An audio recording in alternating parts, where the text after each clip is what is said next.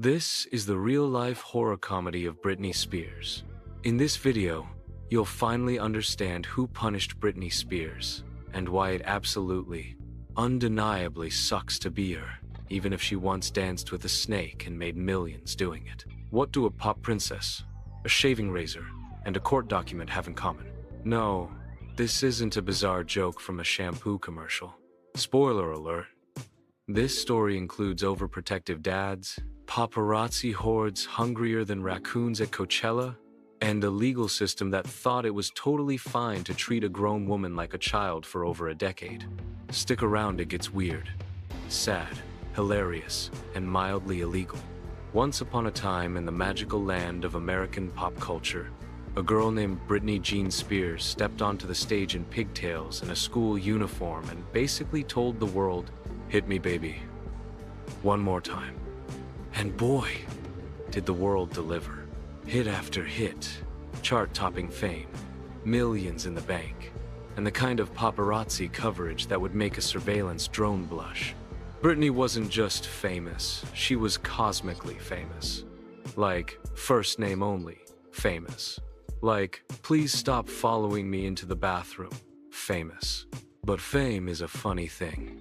It starts with screaming fans and ends with people dissecting your coffee order like it's a federal crime. One day you're performing with a snake on live television, and the next, you're on every tabloid cover because you went to Starbucks barefoot. Britney became the poster child for American fame, and not in a cute Disney way. More like in a, this is what happens when we turn a teenager into a public utility kind of way. And the worst part? While the rest of us were aging badly on MySpace, Britney was aging under a microscope. Every mistake, every emotion, every messy bun broadcast, monetized, and judged. So, if you think you've had a rough week because your Wi-Fi was slow, or your boss sent you an email with the subject "quick chat," just wait. Britney's timeline makes everybody's life look like a meditation retreat. Now here's where the fairy tale turns into a Kafkaesque fever dream, directed by TMZ and sponsored by Emotional Trauma. Britney Spears didn't just fall from fame, she was shoved, dragged, and photographed while falling. Let's rewind to the early 2000s, a time when low-rise jeans were a threat to public health, and every gossip magazine lived and died by Britney's latest Starbucks run. She was constantly followed, provoked, and flash-blinded by paparazzi, who treated her like a zoo animal if the zoo had no fences and the animals cried in their cars. The media, in its infinite kindness, labeled her everything from a train wreck to a bad mother, while completely ignoring the fact that she was basically being hunted for content. Imagine living in a world where sneezing in public gets you a headline. Britney losing control? Sources say yes, tissue spotted. And then came the haircut. You know the one. The iconic, misunderstood, over-memed moment when Britney walked into a salon, took the clippers, and shaved her head. The world lost its collective mind. But here's the part many people forget. Britney had just been through a brutal divorce from Kevin Federline, was fighting a custody battle, and had been relentlessly followed by the press for years. So when she shaved her head, it wasn't just rebellion, it was a scream for autonomy. Unfortunately, the public responded by laughing, not listening. Enter the conservatorship, the legal equivalent of saying, "You're too unstable to live your own life, so we're giving daddy the keys." After a couple of high-profile breakdowns, or, as some would call them, very public symptoms of burnout and trauma, a court granted her father, Jamie Spears, control over nearly every aspect of her life. We're talking finances, medical care, who she could date, and even whether she could remove an IUD. Britney was legally an adult, but functionally a marionette. This arrangement was supposed to be temporary. Spoiler. It lasted 13 years. That's not a conservatorship, that's a career. While Britney continued to work, tour, release albums, and perform in Las Vegas, because nothing says mentally unfit like executing nightly sold-out shows. She had no say in how her money was spent, or whether she could repaint her kitchen cabinets, literally. She once said in court she wasn't allowed to redo her kitchen. Britney Spears, worth hundreds of millions, had less freedom than a guy on house arrest with good Wi-Fi. Meanwhile, Jamie Spears, whose resume included former alcoholic and dad who once said Britney's fans could go to hell, was getting a hefty paycheck for managing her life. And by managing, we mean micromanaging. Like a dystopian sitcom dad with a clipboard and a god complex. If Britney wanted to go on a trip, it had to be approved. If she wanted to buy a latte with her own money, someone else had to swipe the card. All this happened while the media either mocked her or ignored the deeper story. Late-night hosts turned her pain into punchlines. News outlets portrayed her as unstable while broadcasting every moment of her life. And don't even get started on the rivalry narratives with Christina Aguilera or Jessica Simpson, as if the real villain wasn't an entire industry built on monetizing female suffering. The real kicker? Britney was still performing through all this. Imagine doing a flawless 2-hour show in sequence, only to go home and be told you can't choose your own therapist. That's not just messed up, that's legally sadistic. So while the world watched her dance, twirl, and smile on stage, behind the scenes, Britney was living in a gilded cage. She wasn't free, she wasn't safe. And the people who should have protected her? They were too busy cashing her checks. And then finally, after over a decade of being treated like a high-performing pop robot with a glitter budget, Britney spoke up. Not in a song, not in a cryptic Instagram post, but in a courtroom. In the summer of a certain unforgettable year, Britney addressed the court directly for the first time in ages. And what she said was so shocking that even the tabloids had to pause their usual "Britney wears shoes" coverage to actually listen. She told the court she had been forced to perform while sick. She said she wasn't allowed to remove her birth control. She said her team, including her own father, controlled her like a possession.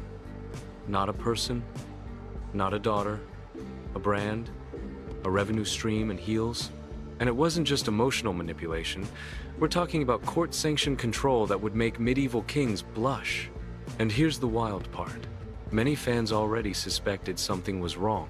Long before Britney's testimony, the Free Britney movement was bubbling under the surface like a conspiracy theory that just happened to be true. What started as concerned whispers from fans turned into protests, documentaries, podcasts, and people shouting, "Let her speak" outside court buildings while holding pink cardboard signs like freedom fighters at a pop concert. And they were right. Dead right. The fans have been reading between the Instagram emojis, analyzing captions like they were CIA codebreakers.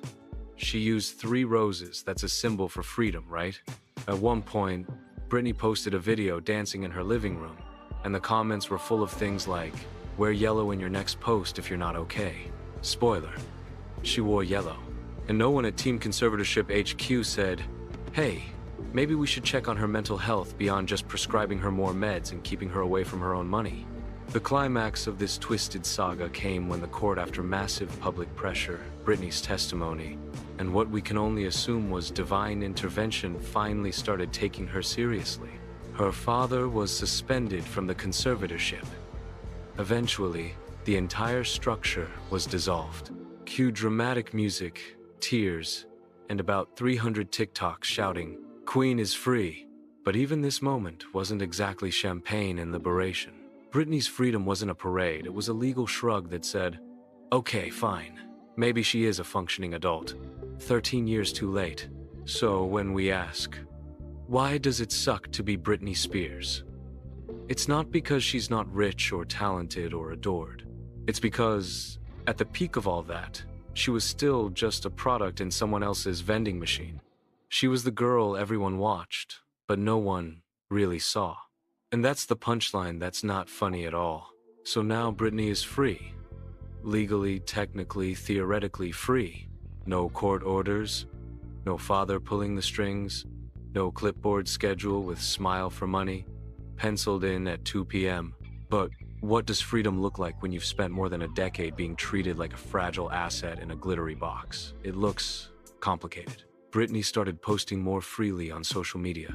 And of course, the internet did what the internet does best. It panicked. Every video of her dancing sparked 1,000 comments from fake therapists, spiritual gurus, and bored conspiracy theorists. People couldn't decide if she was unwell or just vibing. News outlets once again picked up the story with their usual subtlety. Is Britney okay? As if they hadn't already played a huge role in breaking her in the first place. There were rumors. There were concerns. Some fans even suggested she was still being controlled behind the scenes, trapped in her own home.